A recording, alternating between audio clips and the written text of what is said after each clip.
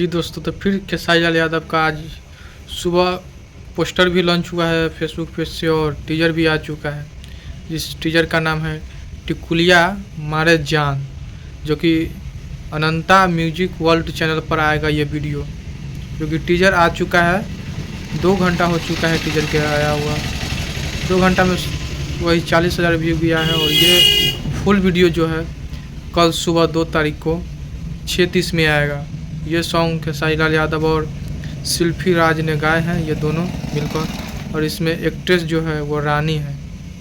जो रानी आप देखबे करते कि हर एक वीडियो में रहती है रानी, एक्ट्रेस रानी, वो इसमें एक्ट्रेस है। और खेसारी लाल और शिल्पी राज दोनों इस सॉन्ग को गाए हैं।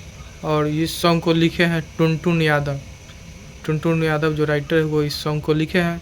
और ये सॉन्ग कल सुबह फुल वीडियो आएगा और टीजर आ चुका है। आप लोग अभी तक नहीं देखे हैं तो अनंता म्यूजिक वर्ल्ड पर जाइए और देखिए, बहुत ही प्यारा सॉन्ग है। टीजर आ चुका है, टीजर देखकर ही आपको लगेगा कितना बेहतरीन सॉन्ग है। फुल सॉन्ग कल सुबह आएगा तो ज़रूर देखिएगा। बाकी धन्यवाद।